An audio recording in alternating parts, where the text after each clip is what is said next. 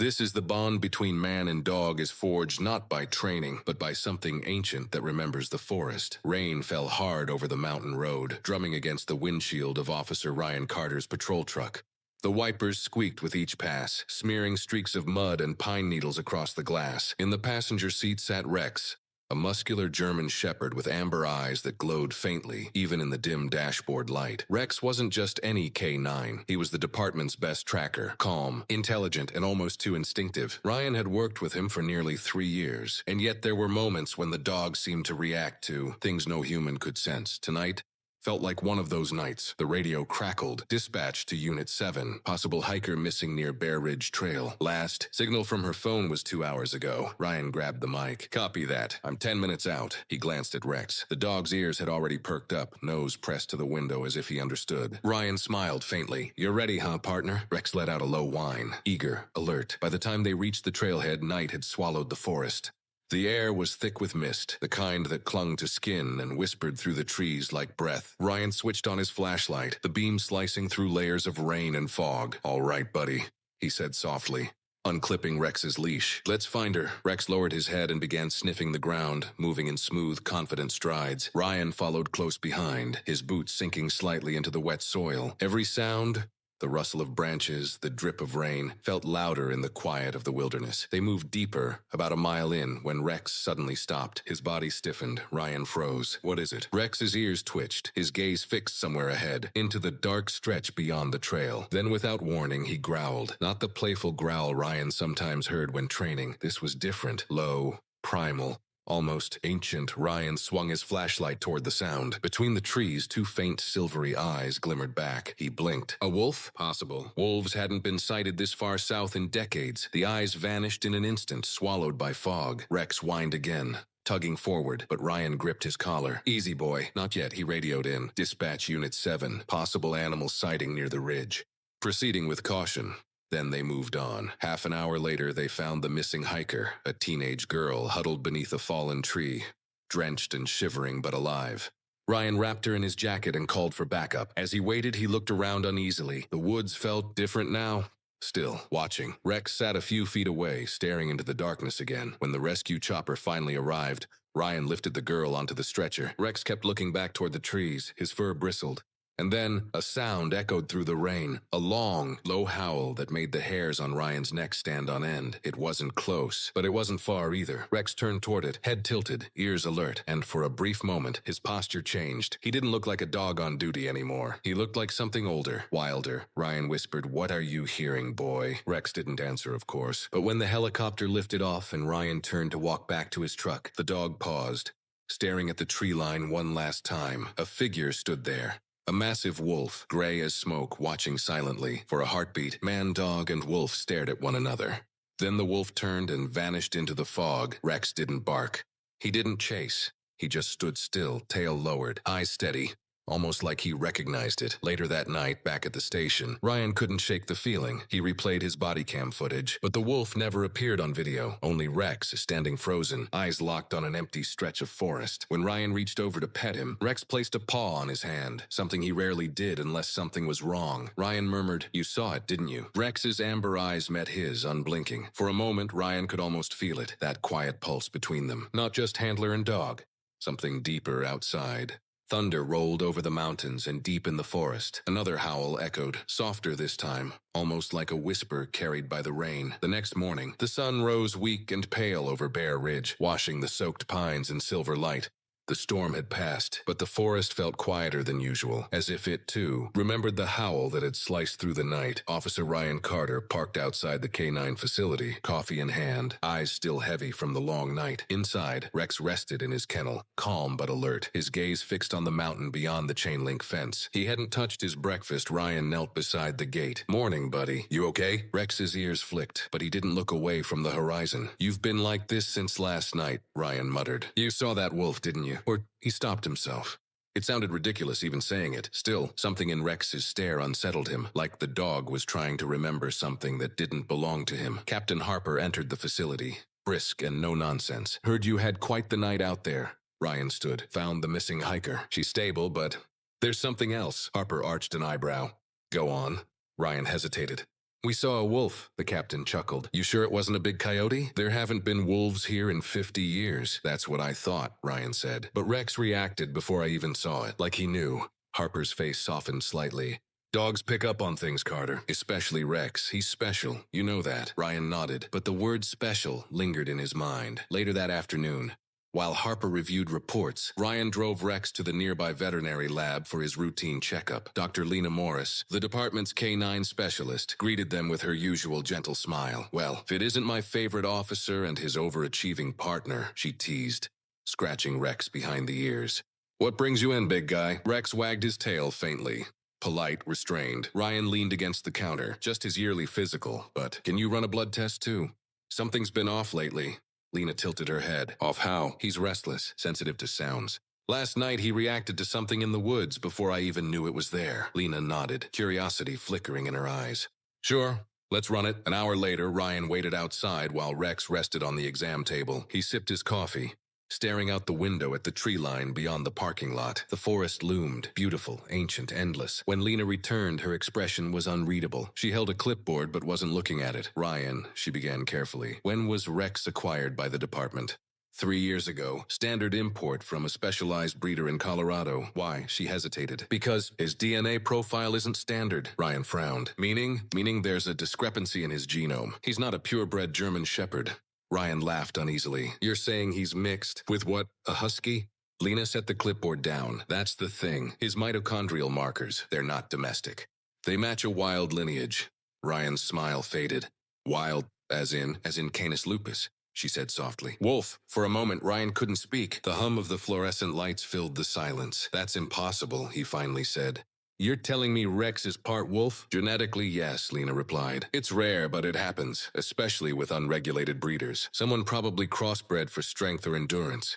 But this level of hybridization is unusual. It's like he's closer to wolf than dog. Ryan turned to look at Rex, lying calmly on the floor. He seemed perfectly normal, and yet somehow Ryan felt a chill run through him. I've seen the way he tracks, Ryan murmured. The way he senses things before anyone else does. Maybe this explains it. Lena crossed her arms. Be careful out there, Ryan. Hybrids can be unpredictable. They bond differently, stronger, deeper. It's not just instinct. It's almost like intuition. Ryan met her eyes. I've trusted this dog with my life. That's not changing. That evening, Ryan drove back toward Bear Ridge. He didn't know why. He just needed to see the place again. The rain had cleared, and the sky burned orange over the mountains. Rex sat in the passenger seat, calm but alert, eyes reflecting the fading light. As they climbed the dirt road, Rex began to stir, his nose pressed to the window again, tail flicking slightly. Ryan slowed. You smell something, huh? They reached the clearing where they'd found the girl the night before. The forest was quiet now, except for the wind brushing through the branches. Ryan stepped out, flashlight in hand. Rex trotted ahead, sniffing the ground, tracing a line through the mud, straight toward the edge of the trees. Then he stopped. A low, rumbling sound drifted from beyond the ridge. Not quite a growl, not quite a howl, something in between. Rex lifted his head, ears pricked, and let out a soft whine. Ryan followed his gaze and froze. There, at the far edge of the clearing, stood the same gray wolf. It watched silently, its fur glowing faintly in the dying light. Rex didn't bark. Instead, he took one slow step forward. Then another. Rex, stay! Ryan warned, gripping his leash. But the dog didn't move to attack. He simply stood there, eyes locked on the wolf's. The two animals stared at each other for several long seconds. No aggression, no fear, just recognition. Then the wolf lifted its head and howled, a long, haunting note that echoed through the valley. Rex didn't howl back, but his body trembled, as if something deep inside him was responding, a memory written in his blood. When the sound faded, the wolf turned and disappeared into the shadows. Rex looked up at Ryan, panting softly, tail low but calm. Ryan knelt beside him. What was that, boy? He whispered. Rex pressed his head gently against Ryan's chest, a gesture of reassurance, but also something more. Almost like he was saying, it's okay. I know. Ryan stared into the darkening forest. He didn't believe in signs, but something about that moment felt sacred, and deep down, he knew this wasn't the last time they'd see that wolf. 2 days had passed since the encounter at Bear Ridge, but the image of that gray wolf still haunted Ryan's mind. Every time he closed his eyes, he saw its gaze. Calm, intelligent, almost human. He told himself to focus on work. Paperwork piled up, calls came in, but his mind wandered back to the ridge, to the strange silence of the forest and the way Rex had stood there, not as a K9 under command, but as an equal to that wild creature. Something about that moment refused to leave him. Inside the small town precinct, the morning buzzed with quiet routine. Phones rang, printers hummed, and the smell of burnt coffee hung in the air. Captain Harper stood near the bulletin board, updating case files. Ryan walked in, still distracted. "Carter!" Harper called, glancing up. "You and Rex are on patrol near Lakeview today. Try not to find another wolf, all right?" Ryan managed a faint smile. "I'll do my best, sir." Harper chuckled, but as Ryan turned to leave, the captain hesitated. "Hey, Carter, about that night. I looked into it. There were wolf sightings reported around here about 12 years ago, near the old research reserve up north. Might be worth checking out." Ryan paused. "A research reserve?" "Yeah, shut down after some funding scandal. Something to do with animal testing." "Don't know the details, but you might." Ryan nodded slowly. "Appreciate it." Back at his desk, Ryan pulled up archived reports on his laptop. The records were thin, old files scanned from yellowing paper. One caught his eye: Wildlife Research Program, Canis Behavioral Study, Ridge Valley Facility. It dated back 15 years. The program was directed by a Dr. Samuel Reeves, a biologist specializing in predator reintroduction. The last line of the report made Ryan's pulse quicken. Subject 7. Wolf-dog hybrid, advanced cognitive behavior observed, terminated following containment breach. His cursor hovered over the phrase. Subject 7, Rex's code number in the department's database, also K907. Ryan leaned back in his chair. No way. That evening after shift, Ryan drove north. The reserve was 30 miles outside town, long abandoned, swallowed by forest and rust. Rex sat quietly in the passenger seat, occasionally glancing out the window as if he already knew where they were going. The gates were broken, covered in ivy. A faded sign still read, Ridge Valley Research Center, Wildlife Division. Ryan parked the truck and stepped out.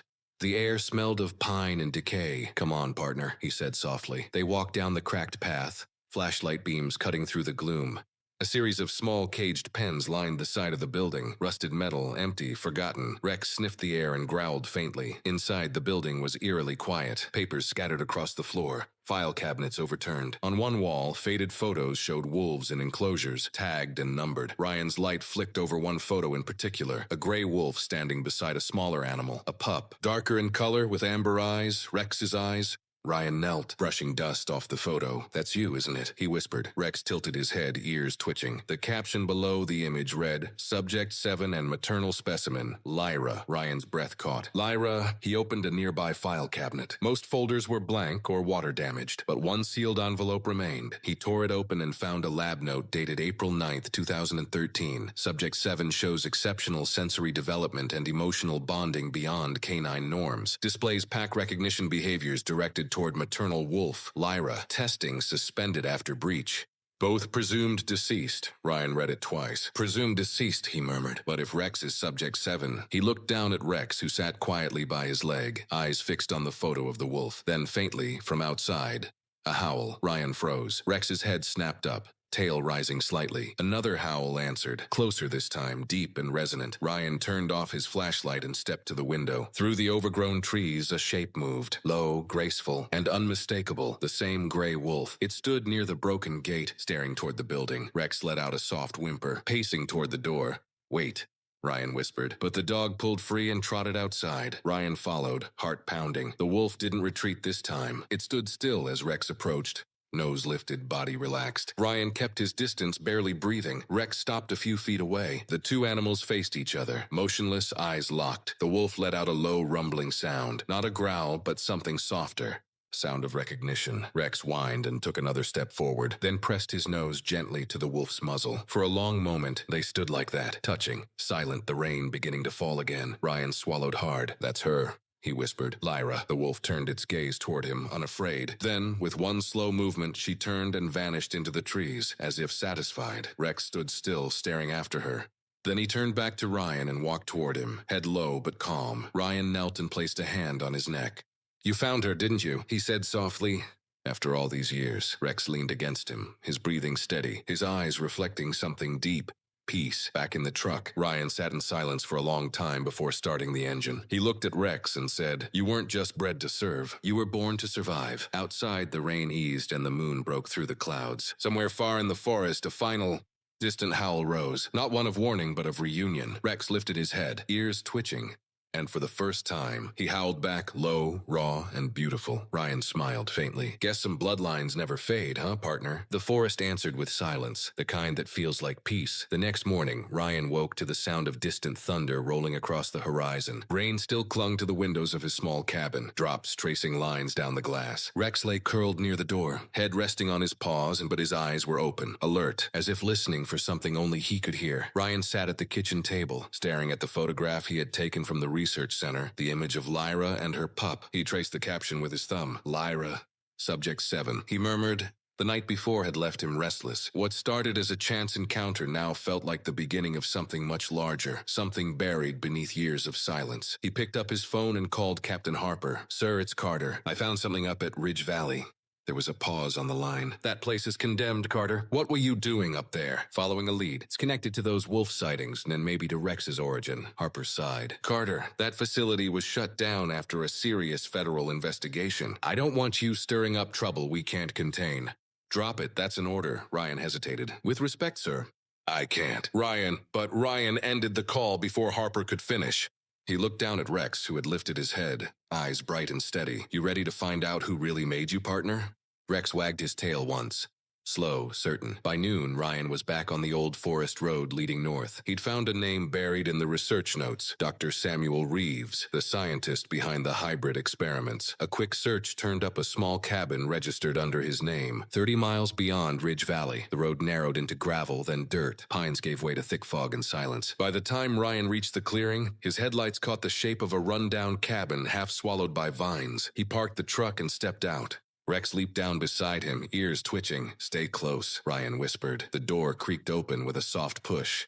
Inside, the air smelled of dust, coffee, and old wood smoke. Papers and photographs covered the walls. Wolves, DNA charts, sketches of hybrid lineages. In the center of the room sat an elderly man hunched over a desk, a lantern flickering beside him. Dr. Reeves? Ryan asked quietly. The man turned slowly, adjusting his glasses. You're a bit late, officer, he said in a rasping voice. I've been expecting someone like you. Ryan froze. You know who I am. I know your dog, Reeves said. Or rather, I knew his mother. Rex took a cautious step forward, sniffing the air.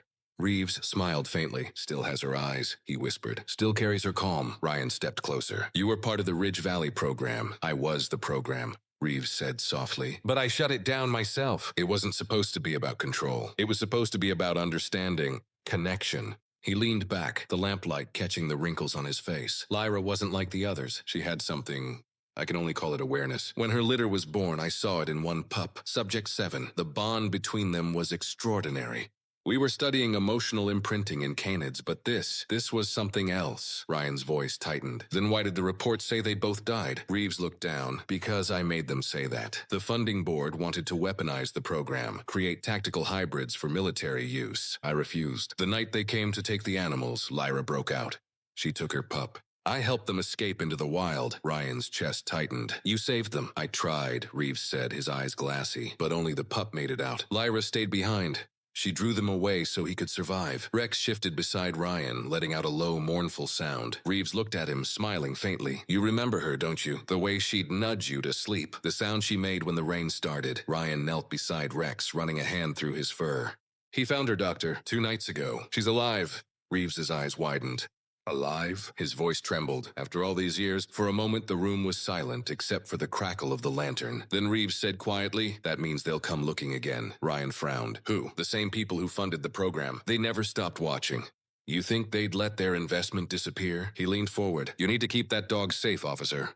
If they find out he survived, they'll take him. For testing, for study, for whatever dark project they're still running. Ryan stood slowly. If they come, they'll have to go through me. Reeves smiled sadly. I believe you mean that, but you have no idea how deep this goes. A sudden noise outside cut through their conversation. The crunch of tires on gravel. Headlights flickered through the window. Ryan's hand went to his holster instinctively. You expecting company? Reeves shook his head. No one knows I'm here. Rex was already growling, low and deep.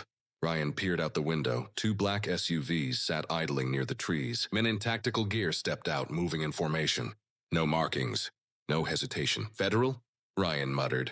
Reeves whispered, not the kind that wear badges. The front door rattled, the sound of boots and metal. Ryan grabbed Reeves's arm. Is there a back exit? The old man pointed toward a narrow hallway. Through the storage room. It leads to the creek behind the cabin. Ryan motioned for Rex. Let's move. As they slipped through the dark corridor, a gunshot cracked the front window. The lantern shattered. Reeves stumbled, but Ryan caught him. Go! Reeves shouted. They're not after me, they want him. Rex barked sharply, pressing against Ryan's leg, refusing to run ahead. Ryan turned to the old man. I'm not leaving you. But Reeves shook his head, eyes fierce. Protect what's left of her line, officer. That's all that matters now. Ryan hesitated for a fraction of a second, then nodded, heart pounding. He and Rex burst out the back door into the rain, sprinting through the trees as gunfire echoed behind them. They ran until the shots faded into the distance, replaced only by the sound of the rushing creek and their ragged breaths. Ryan crouched behind a fallen log, clutching Rex's collar. The rain soaked them both, but Rex stayed still, eyes fixed back toward the cabin. Through the trees, an orange glow began to rise. Fire. Ryan swallowed hard. He knew they were coming. Rex let out a quiet whimper. Ryan rested his forehead against his partner's. We'll finish what he started, okay? For him, for her, for you. The wind shifted. In the distance, faint and mournful, came the sound of a wolf's howl, but this time it wasn't just one, it was many, and it was moving closer. Rain hammered the forest like a living thing. The night was thick with mist, every flash of lightning illuminating shadows that vanished as quickly as they came. Ryan pushed through the undergrowth, breath sharp in his chest, one hand gripping his sidearm, the other clutching Rex's collar. Keep moving, buddy, he whispered. Rex trotted beside him, soaked but steady, muscles coiled like wire. Every few seconds, his head jerked toward the trees, ears twitching, listening, sensing. Behind them, the sound of engines roared faintly through the storm. The men from the SUVs were spreading out, their shouts carried faintly on the wind. Ryan knew the terrain would be his only advantage. He'd trained in these woods as a rookie, knew every bend of the creek and ridge of the valley. But these men weren't amateurs. They moved with precision, military discipline. A flash of light, a search beam cut across the trees. Ryan and Rex ducked behind a fallen log. Voices echoed. He couldn't have gotten far. Command wants the asset alive. Copy that. Sweep north. The asset, that word hit Ryan like a punch. They weren't after justice. They were after Rex. A living weapon. He clenched his jaw. Over my dead body. They waited until the footsteps faded. Then Ryan signaled with a hand gesture, and Rex moved silently ahead, nose low to the ground. The rain masked their scent, but not for long. The forest dipped into a ravine. Ryan slid down the muddy slope, boots digging for grip, and landed hard beside a rushing stream. He turned to help Rex down, but the dog leaped easily, landing beside him with grace that didn't belong to any domesticated animal. For a brief second, in the flicker of lightning, Ryan saw it again, that wild gleam in Rex's eyes. The wolf's blood. The inheritance. They followed the stream until it split into a rocky passage. Ryan's flashlight beam caught a cave entrance tucked behind a curtain of ivy. There, he breathed. They slipped inside. The air was cool, heavy with the smell of earth and damp stone. Ryan sank to the ground, back against the wall, gasping. Rex stood at the mouth of the cave, scanning the darkness beyond. Ryan rubbed his face, adrenaline fading into exhaustion. We need a plan, he muttered. If Reeves was right, they won't stop until they have you. Rex turned his head slightly, as if listening to his voice. Then his ears twitched again. A low growl built in his throat. Ryan tensed. What is it? Rex stepped forward, tail straight, nose lifted. Then Ryan heard it too. Faint movement outside. Not boots, softer, lighter. He flicked off his flashlight. The cave plunged into darkness.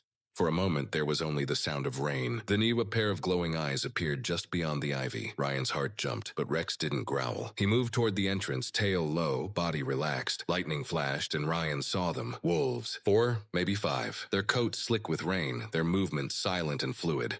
And at their center, the gray wolf, Lyra. She stepped forward, her golden eyes fixed on Ryan, then on Rex. Rex let out a quiet whine and walked to meet her. Their noses touched briefly. Lyra gave a low, rumbling sound, almost like a purr, and nudged him toward the pack. Ryan's breath caught. She's protecting him, he whispered. Outside, another flash of light, search beams cutting through the rain. The hunters were closing in. Ryan's mind raced. He couldn't outfight them, not with firepower like that. But maybe, just maybe, the forest itself could. He crouched beside Rex and whispered, "Go with them if you have to. I'll draw them off."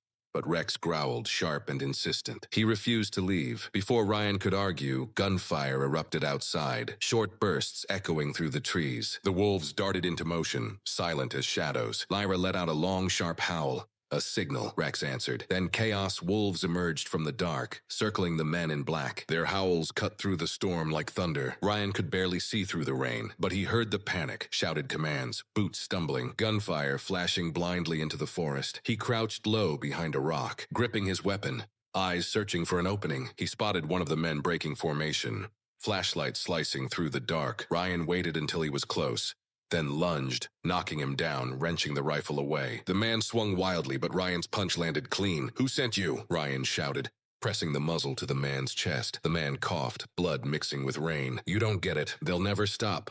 "Who?" "The division," he gasped. "They want what's in that dog's DNA." Before Ryan could say another word, a wolf's snarl cut through the night. Lyra, she darted past, teeth bared, dragging another man into the dark.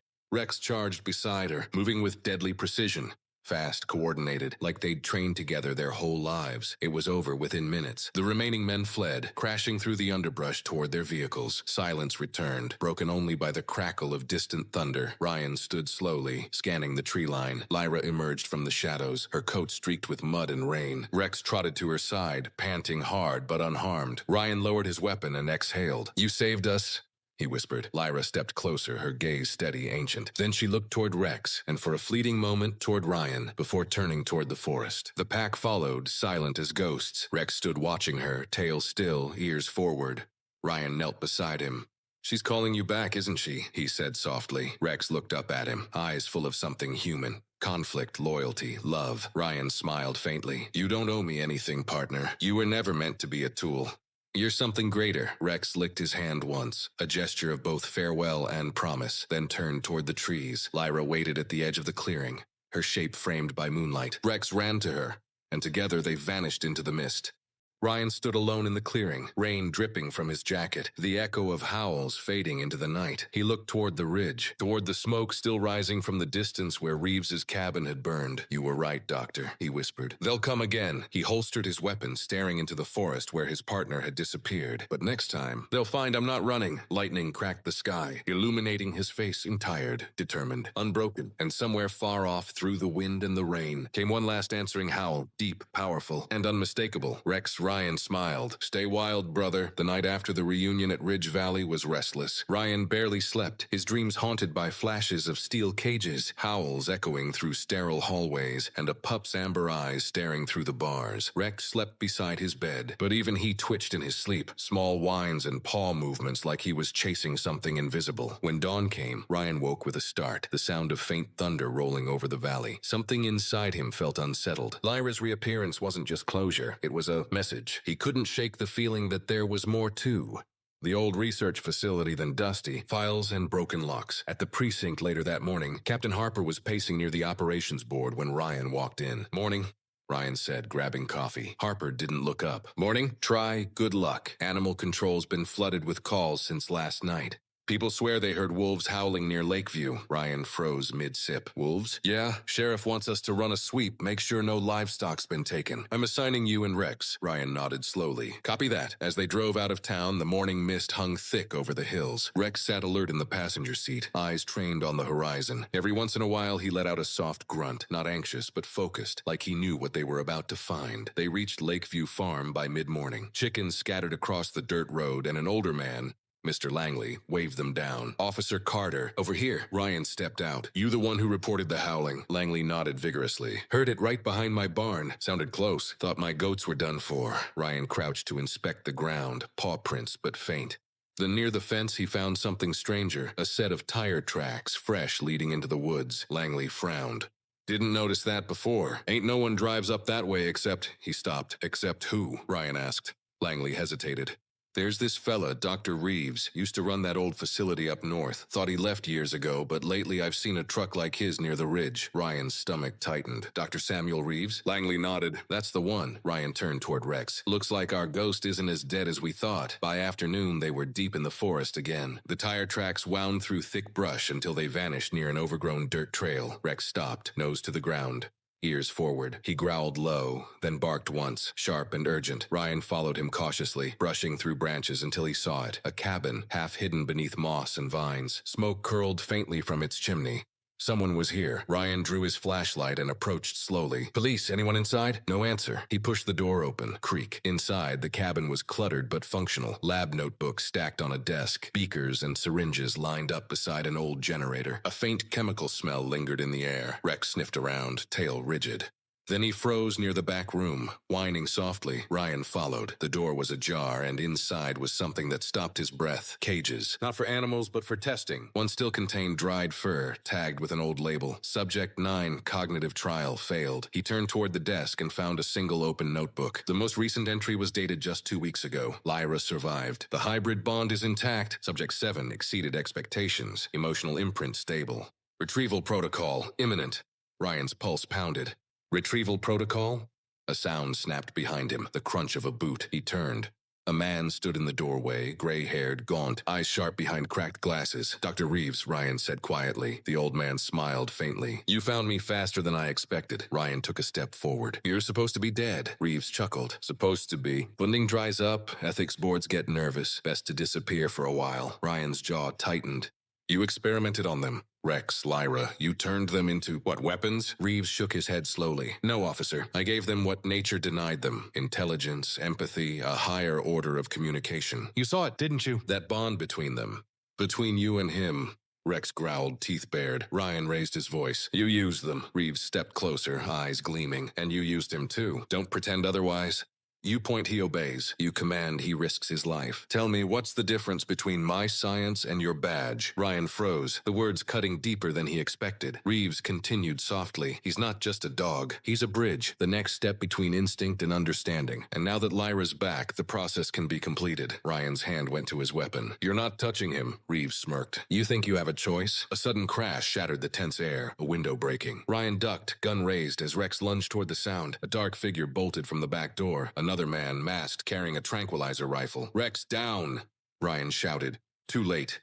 The dart fired, hiss, and hit the wall. Rex dodged, teeth flashing, knocking the man to the floor. Ryan charged, tackling him hard, the rifle clattering away. But when he looked up, Reeves was gone, vanished into the woods. They searched until dusk, but the forest swallowed all trace of him. Back in the truck, Ryan sat gripping the wheel, the day's events pounding in his mind.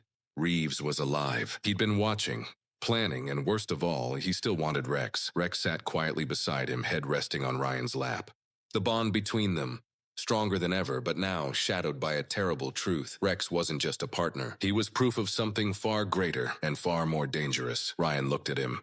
"We're in this together, buddy. Whatever he's planning, we end it." Rex lifted his head, eyes gleaming gold in the fading light, as if he understood every word. Outside, the forest whispered, leaves rustling like distant voices, carrying with them the echo of a coming storm.